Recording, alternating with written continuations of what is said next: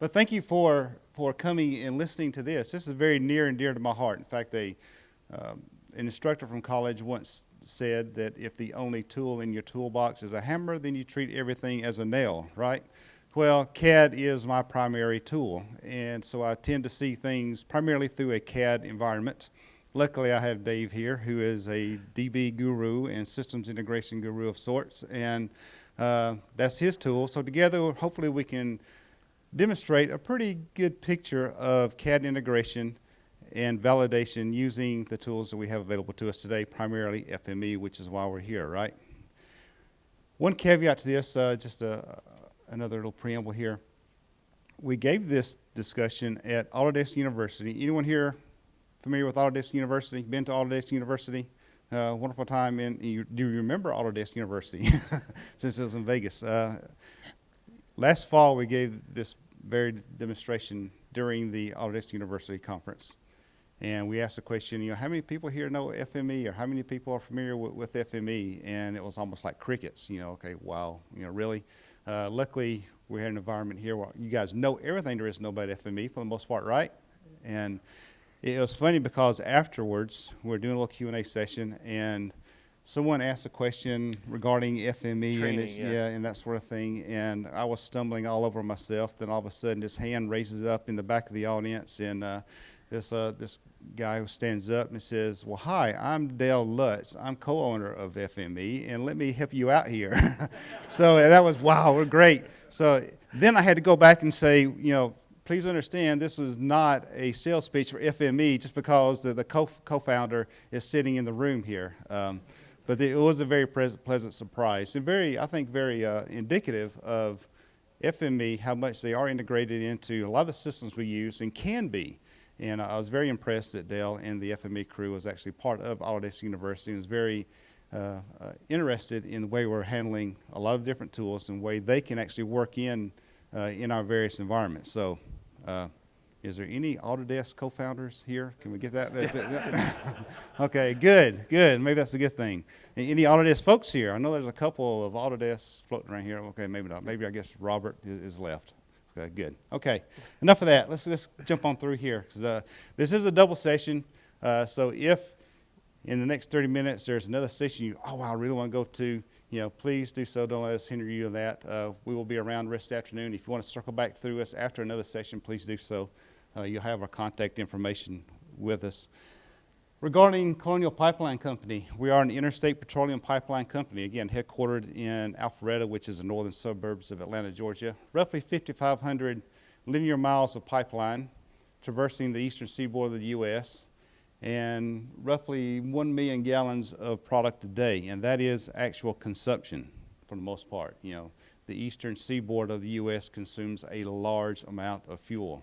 And this is only one aspect. We're really one of two pipelines that are the primary carriers of refined petroleum products along the eastern seaboard. We're by far the biggest, but the world, especially the United States, runs off fossil fuels, bar none. That is true of today. So we are a pretty good outfit, and we have been in business since the early 60s, 62 as a matter of fact. And so we've done things of this nature for some time. One safety share I do want to share with you, and Colonial safety is a key, given the volatility of the products that we transport. And one thing is I always like to ask is, especially regarding gasoline, what does gasoline do? If you think about what does gasoline do? Anybody? What does gasoline do?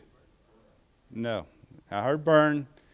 Believe me, gasoline does not burn. It was not designed to burn.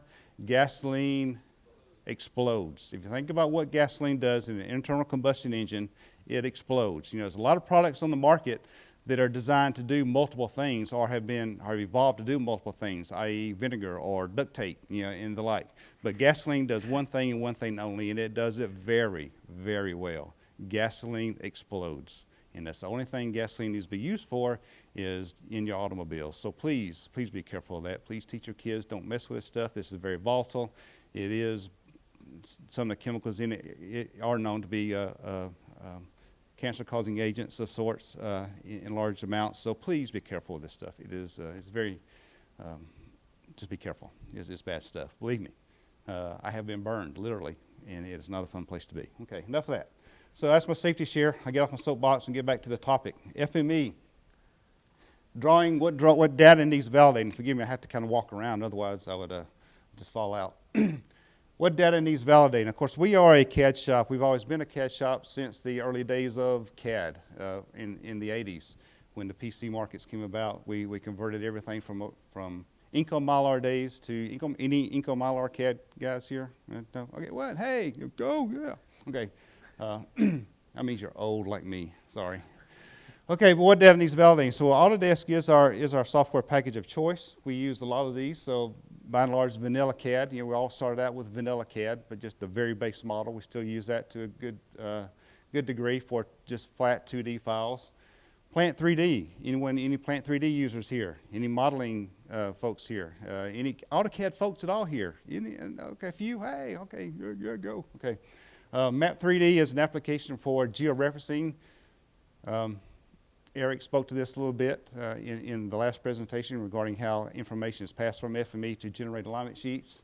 Raster design, raster images. You know, we still use a lot of scanned images. So using raster, sharing information in and around raster images or recap for LAS. Anybody do any laser scanning? Work with LAS models, things of that nature. Recap is, it's okay. There's a lot better tools, but you know, it's free with Autodesk if there's such thing as free. Navisworks users, you know, Navisworks is a good interface for sharing CAD data and the like. Vault is the Autodesk document management system of sorts. Yeah, it's growing in popularity, but Adept is our true document management system. Hopefully you guys have a document management system that's managing a lot of your data. Ours happens to be Vault. It could be SharePoint. It could be any number of other things. Maximo is our enterprise asset management system. Anyone use any type of EAM software at your company? No? Well, a few? Okay. It's a monster, right? It can be. And sharing information and structuring that can be a monumental task as well. And anybody heard of ESRI? Yeah. Hey. Yeah, right. Okay.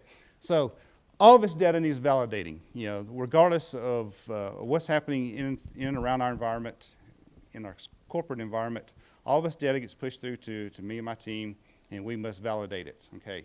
So what does this look like? Again, 5,500 roughly linear miles of pipeline.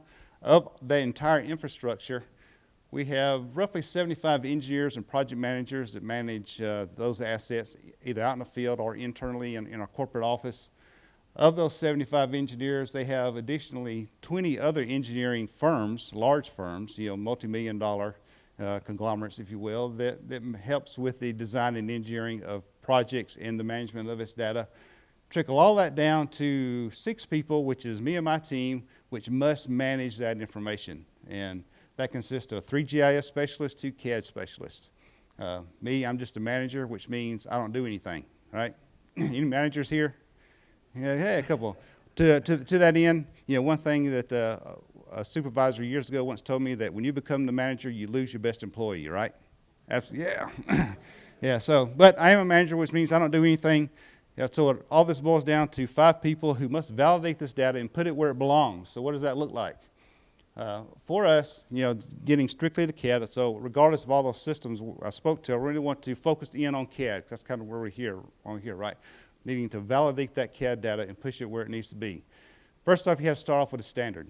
If you are in a CAD environment, you must have some type of standard. Now, that could be very loosely integrated, or it could be, you know, manuals this thick like the government uses, but you have to have some type of standard. Now, within the Autodesk environment, by default, you already have some standard built in that relies on 4 key components: layers, line types, text styles, and dimension styles. Hopefully you build upon that, and we have, this diagram really shows, to the use of paper space and model space, plot parameters, master templates, other outstanding standards, and anybody here regulated by the federal government or state and local governments, that always plays into the picture.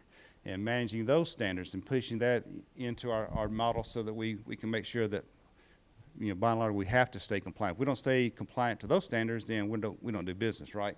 So it's very key that we build a model that's really based on a very comprehensive standard for managing that CAD data. So we've done this, and again, we can share this, we can talk about this at a later date. In fact, last year we spent a good bit of time with the Autodesk folks, primarily discussing the use of a drawing standards model and the very importance of having a very solid, very comprehensive drawings model. Autodesk by default has that. Again, those 4 key components, which makes up a DWS file. You know, right out of the box, AutoCAD offers you a DWS, a drawing standards file, based on those 4 components on, and hopefully you build upon that. Okay, so what does that mean in our environment? Right now, I want to take you through kind of the way we do things now and what FME has really provided us in the way of validating this data. So this is very high level, very crude, but basically, you know, some of those engineers and project managers spoke to, they do some work in the field or with the assets. That information goes through a contractor, comes back into us, and our CAD team must validate that information. Why? Because contractors, by their very nature, like to do things the way they like to do them that really enhances their bottom line, right? I mean, come on, really. Yeah, they want to say, oh, we have your best interests at heart, but at the end of the day, you know, no offense, contractors that are working with me, but, you know, they're in business too, and they want to do things that really enhances their bottom line. Now, if you have a good contractor like I do, yeah, good Dave, you know, that really helps. But what was it Ronald Reagan used to say, you know, trust but verify? Yeah, so that's really what we're wanting to do here. So we have a process in place where we trust them, but at the end of the day, we also have to verify that the information they're sending back into us is correct for our data model. So what does that look like? Well, if you're familiar with the Autodesk environment, well, you know, there's a very laborious process where you can define, based on that DWS file, you know, at least the 4 components, the layers, line types, text styles, and dimension styles. And you set, you know, any number of DWS files or templates that you want AutoCAD to validate for. So you start there, and you go through and then you configure what you want each one of those DWS files to look like and how you want them to act. If maybe you just want to ignore the dimension styles. So you can set all that in the Autodesk environment. Once you've done that, then you go through the process. And this you must do, although you can batch this process, what we found is it really takes going through them one at a time because there's always errors and you always have to correct those errors.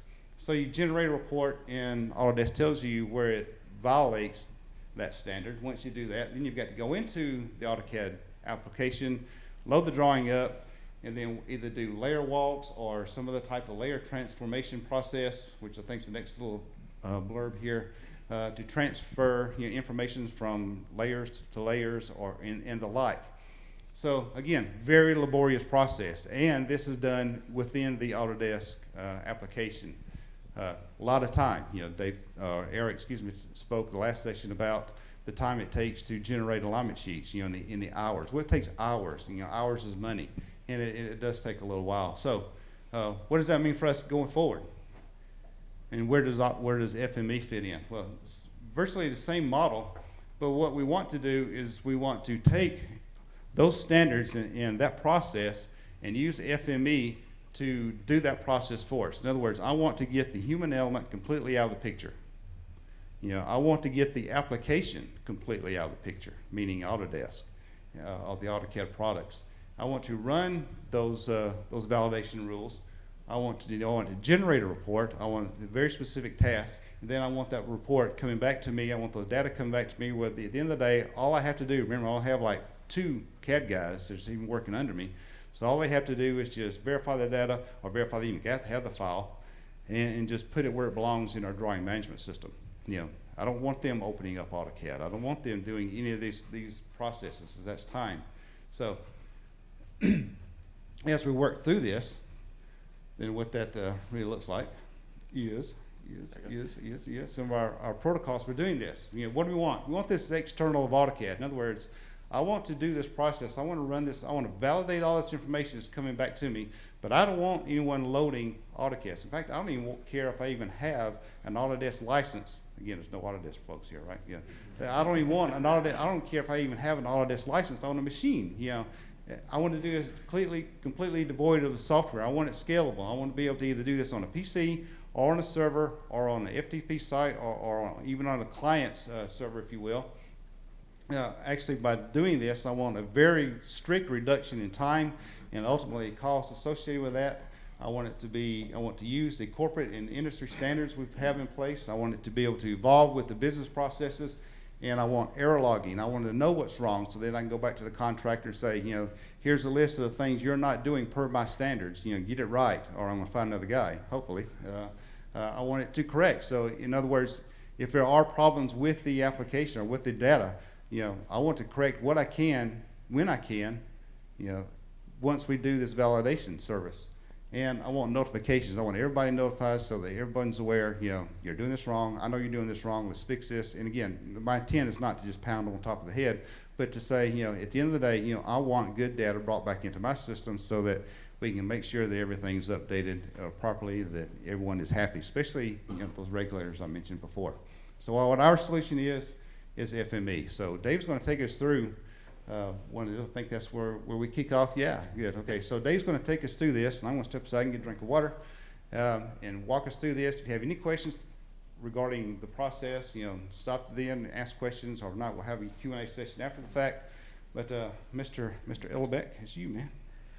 So the only thing I've ever actually used longer than FME, which has been about 15 years, is actually Autodesk. I started in high school when I was 16 years old using it, kind of thing, and I somehow picked it up. So I've had a lot of time working with it, the same problems that Lamar's had with QA, QC. I used to run whole GIS migration projects where I had these problems. And I'd like to start out with, like Lamar said, this is actually for Autodesk University. And so some of the slides are going to be slightly off. But when we went to Autodesk, we found out that they had no idea what safe software was. I mean, people raised their hands and said, yes, we know who safe is. When he said, how many of you ever used it? And out of 100, 110 people, I think 2 people raised their hands up, and when we were asked them what they were doing, it was like, oh, I needed to change a shapefile to a PDF or something like that. So the couple slides we're going through here was more for them. So unfortunately here I get to actually talk more about FME instead of just trying to keep it at a very high level. Yeah, but Dale was sitting back in the corner. Yes, he was. Reminding us, waiting for the opportune time.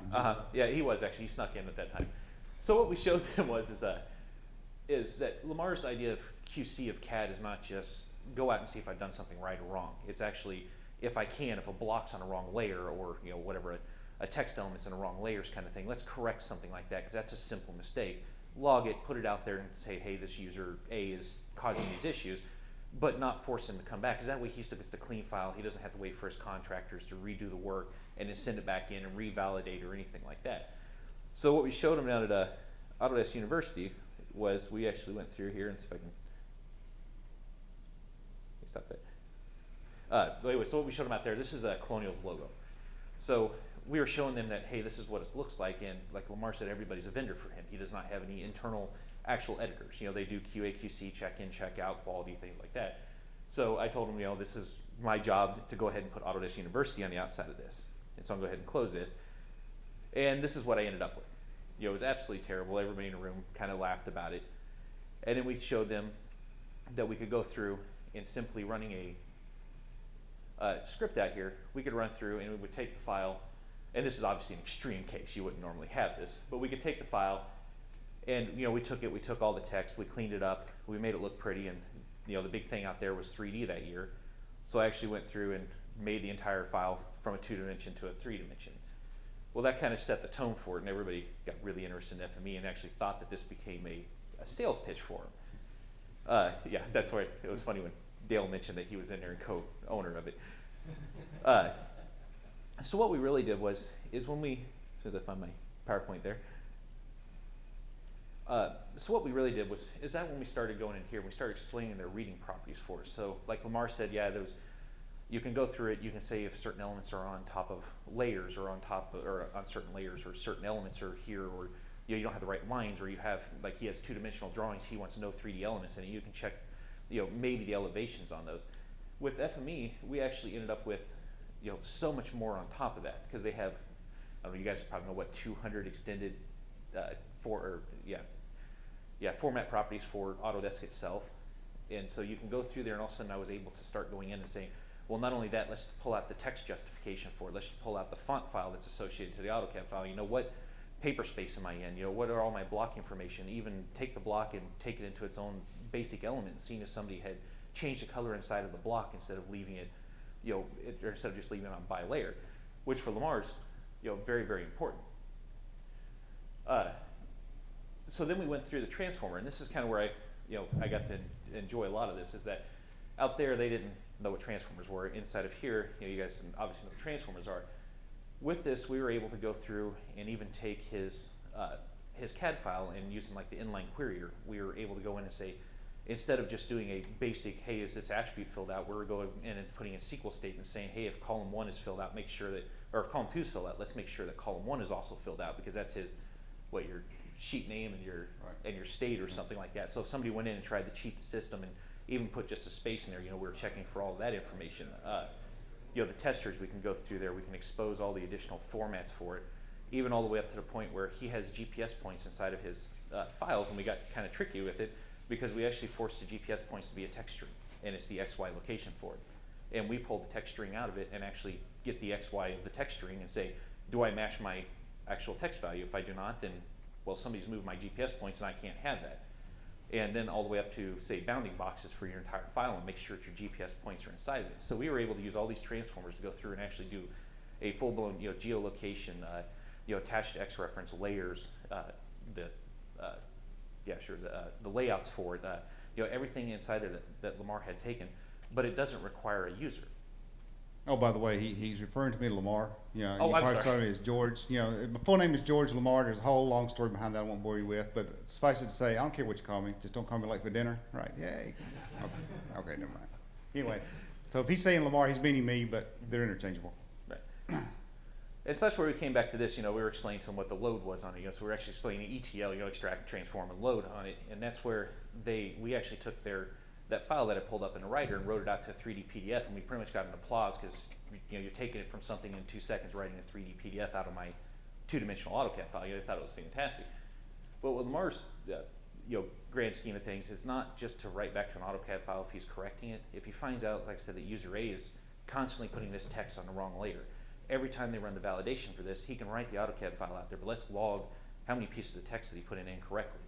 What user did this, what company did this, and actually go to the point of auditing all of his vendors while they're even submitting the files to him. At the same time, he could take it into his GIS system. So if he had shared components, which he does, he has valves or your facilities or everything else that goes into the actual Esri SD database, we could upload them and make sure that everything is nice and clean and not have to worry about all the conversion problems. So that kind of started into the actual workbench file that we were using. So I'm running on the Mac. I've actually been enjoying that quite a bit. So this is his file out here. And it's much cleaner because his users don't need to be scared of opening it up. Like if you saw the last presentation, I had this big massive FME file up there. But inside of here, we simply went through and we just created custom transformers for each one of them that make sure that everything is correct for it. And so if I go in here to like the check border, this is kind of one of my favorite ones because there are quite a few in there.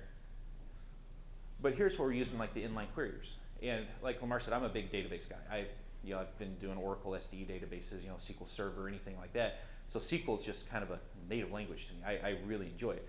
Well, if you've ever used Autodesk, the only way that you can query really is inside of like Autodesk Map. Well, inside of this, I can now take it and take his title block and turn it into a SQL database. And I'm capable of going through and saying, let's go find a... Yeah, one of the things that Dave taught me early on is the fact that if you look at a DWG file, if you look at abc.dwg, that DWG file is nothing more than a database. Mm-hmm. If you've ever worked in an Autodesk environment, you've done anything like DXF out and looked at it, a drawing file is nothing more than a database. And when he told me that, it's kind of, wow, it's so true. And I didn't realize that. But when you think of things along that level, you realize that this drawing file is nothing more than a database. Not unlike any other Oracle or SQL database or any structure you have, or any other application you have, then you think, well, why not FME? Why not other tools? So sorry, yeah. Okay, fine. I just want to plug that in because that was, to me, that was just such an epiphany. I expected to go, oh, just hear in the background because it's like, wow, okay, yeah, okay, I get it now. So things like this is checking to make sure that his number of sheets is filled out. And actually, eventually we're going to go through, I don't have this rule in there, but we're even going to count the number of layouts that he has inside of Autodesk and make sure that the highest number inside of all of his title blocks are all equal to the same thing, so that they don't have, I have 50 sheets, but I only have 10 layouts inside there, so he's going to be able to catch that. Or simply going through and here's the Title II, making sure that if Title II is populated, the Title I has to be populated, and that somebody didn't just put a space at the beginning of it. So it'll actually trim out and make sure at the beginning character is not a space form.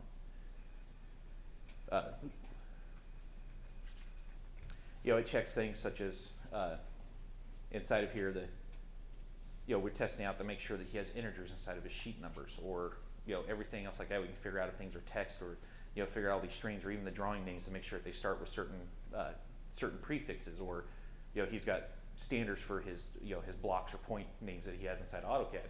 So we're even testing out to that level on it. And why does that matter? Because as we move more and more forward into integration and collaboration with other systems, then it just stands to reason this drawing file is not standalone. It doesn't just exist out there for its own purpose. It must be integrated with other document management systems, either other data structures or other applications like Maximo EAM or and the like. So obviously with any data structure, you want very strict guidelines, especially for key components or data tables. So making sure that we have that information steadfast and sure and secure in the drawing files is very key. So even working down to the level of placement of annotation and how certain things are annotated in the attributes or the blocks of a drawing becomes very key, because if that's not right, then that link from that drawing file back into a document management system or specifications from an EAM becomes can get lost, and so that's very critical. Yeah, so we can go through several more of these, or we can wait on it too. But it simply goes down to checking the fonts, or just it's all the basic components. So Lamar actually has a giant standards document that he'd given me to start out with, and I went through standards documents and said, okay, well here's your, first you're saying all your font types have to be this. Let's check AutoCAD for that, or my blocks have to be this list of blocks. Okay, well let's check to make sure they're all of that. So ultimately, what it ends up doing is when we run this. This is actually mapped out the two CAD files right now, so he's going to be able, like you said, an automation, repeatability, and removing users on it. He can go through and put this into an entire directory of CAD files and let it run. And you see, it went through two of them, very quickly. It's only a couple of seconds for it. And so his output ends up looking something like this, and obviously you can rename it. But he gets tabs across the bottom side of it that says, what are my error severities? So that's one of the things we were looking at. So if he has like a text color is wrong, that's not a very high severity to worry about. But if he has something like his entire title block is missing, that's a real high severity. So he's able to, add up the problems that he's having, along with the number of errors versus the number of features. Plus, he also has error message in it. So instead of just saying, hey, you have an error out here, it says, whatever this one, layout sheet 1 of 1, layer dim, AutoCAD dimension, is not, it's got an elevation assigned to it, and we can control the names for these. And it'll also hyperlink on there. Something I'm still working on there is getting the hyperlink out. But we can hyperlink it, so when he's done with it, he can also just pull the CAD file directly up from here. And as you see, it goes ahead and it drops more and more tabs in there for the more number of drawings he has. And he can go through here for a QC summary, which is kind of nice. He gets the percentage of errors. So if he mandates that everybody has to return files with only with 99% acceptance rating, he can actually look at it and say, well, you're got 6% errors. Throw it back to the client or to the vendor and make them go ahead and redo the work. Yeah, this is where it gets fun, because being a manager, you get to pound on contractors, right? So when you find those numbers, you get, oh yeah, I get to call somebody up and chew them out. Hey, not that it happens. So this is kind of where we go back into what we were just talking about right there. Is the standards base. So it is based on his standards. We have the automation for it, which is very easy. He's going to be able to take 2 guys down to 1 guy even, and let him just run everything, which frees them up to do other internal work that they actually do need to do. Repeatability, obviously it's going to be the same every time. FME doesn't change every time you run it, so that's a very, very nice a piece for him. And then the reporting orientation. That's one of the nicest things I'm liking about this, is because one of our future approaches that we'll actually talk about, or we've talked about, is actually going to FME server and using, or FME cloud. And allowing FME Cloud to be, because Lamar's security internally is so heavy that they can't open up a site. VPN is very hard to get. It's very difficult for him to share files between his vendors. So what we can do with it is use FME Cloud to actually host these files out there, give each one their users logins, and let them go ahead and run those CAD files again. get an error report back, and it'll only accept the file once we hit a certain percentage of acceptance. And at that point, then Lamar can, or have one of his team guys go down and download the file, knowing that the file's going to be correct, and they can do an additional check on it at that point, see if there's anything in it. Plus, at the same time, we can go back to that logging and say, whatever, vendor A is over here submitting this file 15 times, it's constantly wrong, or at the end of the year, which one of his vendors is actually having the most accuracy as they're submitting these files. Right. And if you guys were part of the session this morning, you realize that when we did the instructions or looked at FME server, I don't know if you keyed in on it, but noting that being able to tie routines or a lot of the events to an actual file structure on an FTP site or on a server. So ultimately, where I want to be with all of this is if contractor A is finishing a job, before they even submit it to me, I give them access to a server. They put all those drawing files into a server. Just by the very fact that they are in that server, that triggers an FME event. It runs through this process, spits out a report, sends me the report and the contractor back the report. So if there are errors, they know, oh crap, I gotta go fix this. So then they just reverse that process. So then I don't do anything until I get an acceptable rating for my report on that server. Now once I do that, then of course we'll again trust but verify, and my team will go through and maybe run it one more time. But in essence, so what FME server will allow us to do, or even through the use of FME Cloud, is to give that access to the contractor. So that's just another way of getting this very laborious process completely out of my hands, and let the contractor worry about that. They are charged with providing us a very specific product. That's what we're paying them for. So here's a way of validating that. So if you meet these requirements, then I'm good, I'll accept it, you get paid, and we're all better for it, right? So FME server, FME cloud is another way of using that to really streamline that process even further.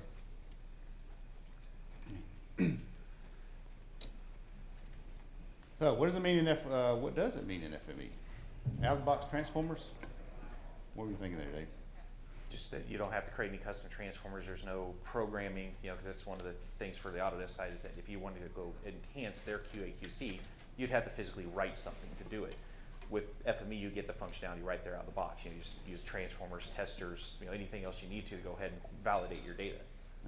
Yeah. And so are we getting very far into custom transformers or transformers? No. Subroutines of that? Yeah. No, the only custom transformers we have in there is actually just to clean up the workspace and to kind of make it if we do create a different set of standards, we can move them over. It's kind of a repeatable function then. Yeah, okay.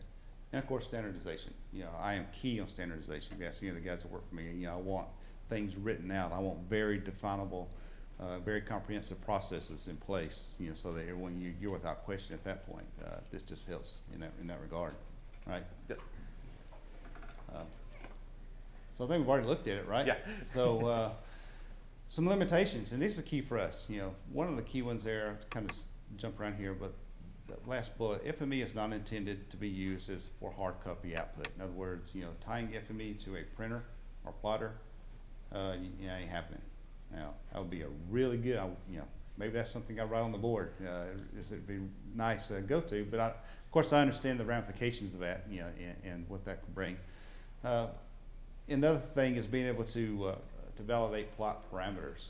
If you're in the CAD environment, you realize that there's a whole host of printers and plotters out there. We standardize on one very specific plot parameter, which really isn't a plotter at all. What we want, all of our drawing files come back to, we set the standards for plotting to a PDF, because that's what our drawing management system wants to see. So for every drawing file, every DWG file, I have a PDF that I push out to end users for them to look at, thus keeping my drawing files a little more secure. So I have one specific plot parameter that I want all the drawings associated with. So when the drawing comes back, I want it set to that. Right now, we can't do that within FME because FME cannot validate plot parameters.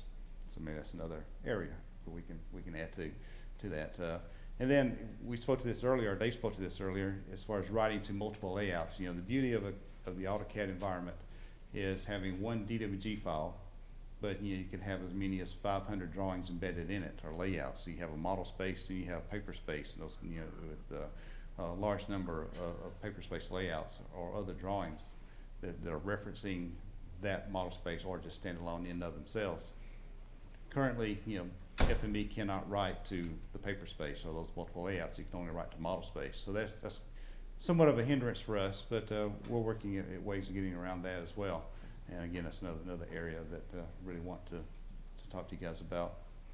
But really the key limitation is, Well, I was actually going to say, the writing the multiple layouts. That, again, this was for Autodesk or Autodesk University. So if you're just planning on QCing your data, that's really not an issue at all. You can read all your model spaces or your paper spaces layouts. If I can ever get to the right decade, if you read all your layouts, you can still validate them. The thing that, like I said, Lamar was hoping to do is that if he found a simple task that needed to be changed, a color or something like that, and it happened to be on a layout, to go ahead and write a new CAD file, because there is no update to AutoCAD. It's just simply create a new file. And so in order to fix that problem, I would have to write a new file out, and I would have to put that block back on the right layout, and I can't do that. Now, if you're just doing QC, not a huge issue. If that's all you're going to do, and you're going to force your vendors or your clients to go ahead and change that, no big deal. right. Now there's some list routines or VBA applications I could write to kind of automate that, but really don't want to do that. I really want to try to keep this as simple as possible for everyone concerned. And of course, your imagination is really big in that. It can be as comprehensive or as high level as you like. So again, our wish list is just being able to manage those error corrections on the fly and be able to write back to that. Being able to take this application and really push it out to our vendors. Again, FME Cloud, FME Server would be is a good fit for that, because ultimately, what I want is these contractors to manage this on their own and be able to distribute that. Of course, we've talked about cloud deployment and further integration with 3D and GIS and Maximo or whatever other asset management system you happen to be playing with is key for us as well. As we move forward, we must get to a point where we're integrating all this data.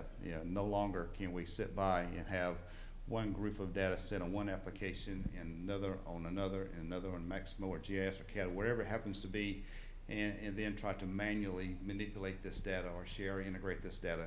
We've got to get beyond that. It's key for any industry, especially ours. They're so heavily regulated by the government through the DOT or PHMSA agencies and the like. If they come in and a governing agency asks a question, well, very seldom does the answer to that question lie in just one system. And that answer is spread across multiple systems. And integrating this data and being able to pull this data together is key to be able to provide them the answers they want when they want it, because hey, can you call me back in 2 weeks is not a response. It's not a valid response. So it's very key to us in our industry to make sure we do that. And of course, other things, 4D, meeting time or costs and things like that moving forward is key to us as well. But there's a whole host of things we really want on our wish list. Is that we reaching the end there? I think we are. Okay. One thing I really want to state, and everywhere we go, we talk about this is very key. I don't want to do anything in a vacuum. I do not like doing anything in a vacuum. It's very easy for me to as a manager, dictate to Colonial, very specifically in the contractors we're using, do this, don't do that, end of story, bye-bye. What I want to do is look at this from an industry perspective. So if you guys are in the pipeline or utilities industry, if you are dealing with linear assets in a GIS, if you are dealing with specifications in an EAM or work order management in EAM, if you're looking at managing raster documents and things of that nature, what I really want to do is hear your stories, work with you, and really approach this from an industry perspective, for whatever that means. Obviously it's nice having user groups such as this where an industry can come together and we can talk through the different aspects of our task and share this information. We're doing this from up here because I want you guys to know what we're doing. Good, bad, or indifferent, right or wrong, I don't know, but this is where we're at today. Is this the correct solution? We'll see as we go forward. Is this the correct solution for you? I don't know, unless you tell me. Or do you have tools that you have in your toolbox that go beyond CAD and GIS and the like that you can share with us, so together we can really come to a greater understanding within the industry? Because one thing I've learned dealing with this industry, the oil and gas industry, is if you get to a point where the user base, where the industry can come together and stand firm on a standard, and then, like in the oil and gas industry, that could very well be the API, and then that body goes back to the government or the governing agency and says, we as the industry see this as the best approach to handle this problem. They listen. Now, they may not always agree, and you may have to prove it, but they listen. And so that's really where I want to do something even to this level is, let's work together as an industry and try to find the solutions that best fit everyone. So I'm very thankful for FME for hosting this, for your ability and the software you got. Man, this is great.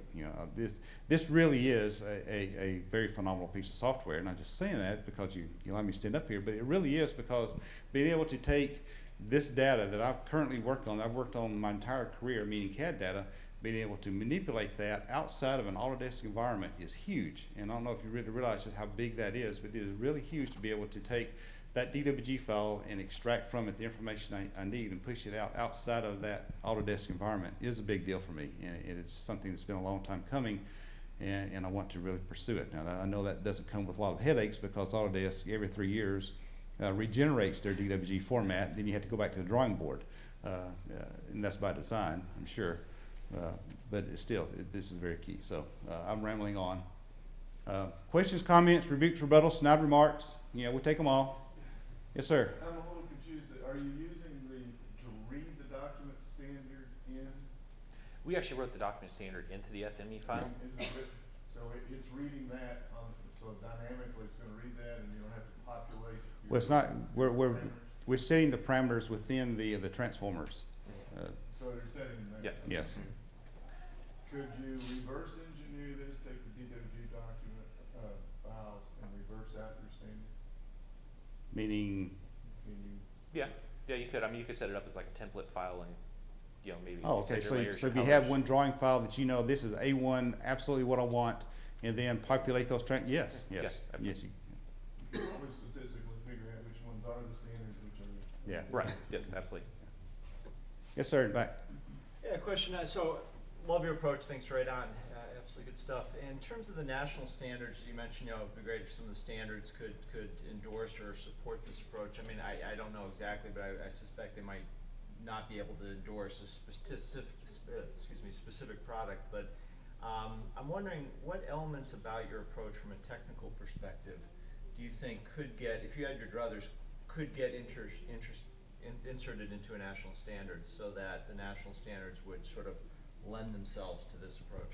Right. Well, one of the things, and I've had some discussion with some of the folks at Autodesk already, and really want to further my conversation with you guys, is right now Autodesk is standardized on 4 main components of our drawing standard: layers, line types, dimension styles, and text styles, and really would like to discuss with them expanding that.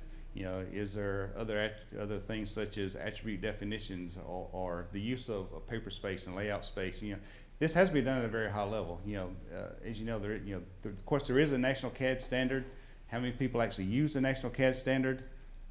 Probably not as many as it should. I certainly don't. So I guess best way to answer that is just working at a higher level to define just the very basic components along those lines, and then try to work down from that. One of the big things within the ESRI environment, as Eric spoke to earlier, is the use of data models within ESRIs, whether it's pods or APDM or what have you. So can we take something along that kind of lines and define schemas that should be common across the DWG format for a given industry? Maybe that's a good place to start. I don't know. So I don't know if I've answered your question there or not, but really would be very interested in hearing some of your approaches or some things that suggestions you may have that we can talk together. I do have the ear of Autodesk. Oddly enough, I've had several good conversations with the guys out in San Francisco. Is that where they're housed at, or somewhere out there? Anyway, and they're very interested in because one of the industries that Autodesk has really ignored is the oil and gas industry. What is the prominent industry in the United States today? It is the oil and gas industry. So why aren't they helping us out? And so they recognize that. So I would suspect that they would be more in tune to help that industry going forward. and hopefully likewise FME, right? Yeah, okay. Oops, sorry. Do we have any other questions? I had a quick question, actually. You mentioned a lot about the sort of the layer and the text and those kind of validations. Do you actually do any geometry validation? We've got a geometry validator tool looking for Yes. self-intersections and stuff.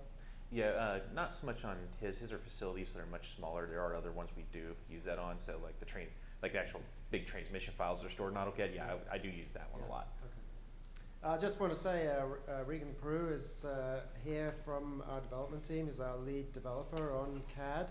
And so I'm sure he's been scribbling down lots of good things there. If you have the ear of Autodesk, I'm sure Regan would love to tell you that can Autodesk actually just release an API for their drawings instead of having us reverse engineer this stuff all the time, every 3 years. So I'm sure that would go on. Yeah? I'm from Toronto Pearson Airport. We've implemented something similar to this for checking our own internal CAD data, but we're a microstation shop. I was just curious about following up on this gentleman's earlier question about how you've embedded the standard right inside the workbench. We put ours into spreadsheets essentially and read that in and then compare against that. And I'm interested in. Well, this one's It sounds a lot more. this one is not Put it that way. the standards are inside the FME file itself. So the testers, the inline queries, everything, all the rules are stored inside of FME right now. But you could, essentially take a template file that has, all of your layers or levels in your case, your colors that you want on it, all those standards that you have set up. Make sure you have all your cells in there. I have to remember what it is now. Yeah. Your cells, your line styles, your libraries, and all that associated to it. And then you could pull in another file and pretty much do a comparison between the two of them. Yeah, that's essentially. Right. I mean, you could, like I said, reverse engineer your template file and then compare that to your incoming file and see where your differences are at. Yeah, one of the things thank you. One of the things that we're dealing with is because, as I mentioned earlier, we outsource everything. Our engineering, drafting, all of that is outsourced. So we have purposely reduced the standards to just a bare minimum. I mean, our standards, probably is much less than what yours probably are or what most people are. So because we have to deal with so many different contractors, we really have to, and even across contractors across different platforms. Yeah, and so we really reduce down to these are the absolutely essential elements that we're hard, we're head fast with our stand on. So having that embedded is very key to us because they're static and they're very likely to change unless Autodesk comes out with some new reason to go in and change it. But it very, very easily could be, and I like the idea of just having everything listed on the spreadsheet and then reading that in. So that's just another way of doing that. So that's a good catch. There was a question over here. I think somebody had. I'm interested in knowing how you support the creators of the data to easily locate our file. Because you have shown us a list of like statistics, but if they have to go into their drawing again to find the real location, how do you organize this? In this case, I had the like the Autodesk entity handle inside of it, but in this case, it is the drawing name down here. Sorry, my mouse disappeared there. Oh, can't see my mouse up there. So we have the drawing name down here for it, and then up top we have layout sheet 1 of 1. So it actually pulls the layout name where it's at. So it's going to tell you it's in model space where it's in layout, and what layout is possibly in, and it'll say layer is underbar dim, so that's the actual layer name, and then AutoCAD dimension definition, meaning that there's a dimension on that file, on that layer, on that layout that has an elevation not equal to 0. Now we could go even farther and put you in a unique ID or an XY or pretty much anything you wanted to. This is just a kind of beginning report. Yeah, every asset within Autodesk has, or within the G file has a unique identifier to it. Mm-hmm. So we can actually extract that, and then even within if you back into the Autodesk environment yourself, very easily to just a couple of list routines or scripts, and just key in that identifier and just go straight to it, scroll right up, so you know exactly. Because I can see if you're in a very complicated drawing and you come back with an error that this entity is on the wrong layer or so similar to that, you don't want to have to sit there and hand and zoom around and try to find Yeah. where was it. Yeah, so very easy to build that in.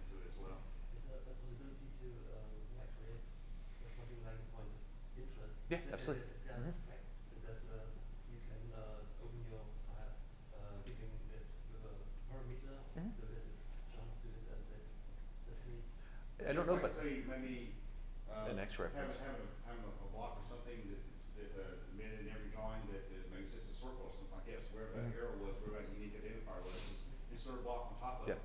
Or something to identify. See, when you load it up, boom, there's this big red blob right there that says, this is it, this is the problem, yeah. So there's several ways of approaching that.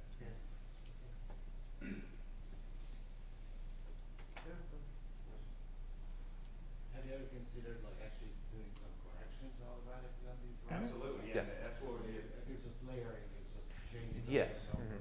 Right, yeah, so for key things where it doesn't, if I can change, if an entity is on layer, road and it's supposed to be on layer building, for instance, then very easily we could change that, using, FME to just write that back out, on the right layer, change it, yeah, so that's very key. So of those 4 components, layers, line types, text styles, it's very easy, and dimension styles, it's very easy just to, within, you just correct it, and that's the point, yeah, because, it takes time. If there's just some little minute, we're all human. Everybody makes mistakes. I knew that's supposed to go on this layer. I just, had a, whatever, hiccup or whatever, and it just happened. Well, I don't want to send this file back to a contractor and say, no, put this in there, because that takes time, takes money, or I don't want to have one of my guys sit there and do it. Well, if we can automate it, let's automate it. So that's very key. So anything that can be corrected, so I want corrected. But at the same time, I want it reported back out to me. So I don't want FME, or I don't want it to be corrected and they may not know about it, or the contractor not know about it. I still want it reported, and then I'll know, they will know, and then, as a means of saying, okay, I just had a little brain contusion or whatever, a hiccup there, and we'll do better next time. But I think he's saying that at the moment that's not doable because we're not really able to produce these layouts. Right. So we can't quite replicate what the source drawings are like exactly as the destination. Regan, maybe you can comment that. I mean, is that a doable thing for us on the layout, writing layouts? Certainly, yeah. We've recently added the ability to identify and load multiple paper spaces, and it's possible to do the same thing writing our plans out of round trip. That it's not currently scheduled, but Should have been it's a possible. No, that's what we need to talk to, Lamar. We're listening though to what you're saying. So next version, right? No promises. It'll be fixed in the next release, right? Yeah. Well, we heard that before. I just have kind of a comment. We use Autodesk utility design software. We just rolled it out 2014. We extract all the stuff from ARC. We use their whole FEO mechanism. And so this has completely changed how our EWG is formatted. Because now all what was object data is now an embedded SQL database inside the EWG. And that's good going forward. But that's I assume FME will need time to be able to dig into that part of the database. But that's just kind of an FYI that in our environment, everything's going to embedded SQL table inside the EWG, and that's where all that intelligence is going to be. Right, and I'd really love to hear from you guys about your future plans for working with, if you're dealing with the Civil 3D, Map 3D, Plant 3D, they all have underlying databases, that are storing a lot of that information. Or if you're dealing with some type of BIM environment, that's a whole nother monster. So I'd really like to hear how FME is pursuing, working in those. He's grinning. By contrast, we'd like to hear what you guys are dealing with there, and then take the steps according to what your interest is there. So currently that's not really even on the charts, but we're here to find out that type of information from you guys to know what direction to go. So, Well, let's have a poll. Okay, here, so this whole session was about validating CAD data. How many people think that's a good idea? I was referring to the embedded database. Well, I know like Lamar's gone through, like some of his facilities are going over to like Plant 3D that's come out, and that's simply got a MySQL or a SQL Server database back behind it. And I know on his, we've tried to do the same thing. Like the only issue we have is we can't find the link from Autodesk, the exposed parameter for Autodesk to the link of the PMP ID inside that database, which I'm sure that the SQL database is probably going to be pretty similar inside the AutoCAD database. That we can certainly do. Yeah, that's the only thing we're missing for Plant 3D. We had that, well, Eric over here would be very happy if I had that. That's what you're looking for, is it, Mark? Yeah, those sorts of things. Regan's writing that down as well. Yep. Hi, this is a sort of technical question based on one of the transformers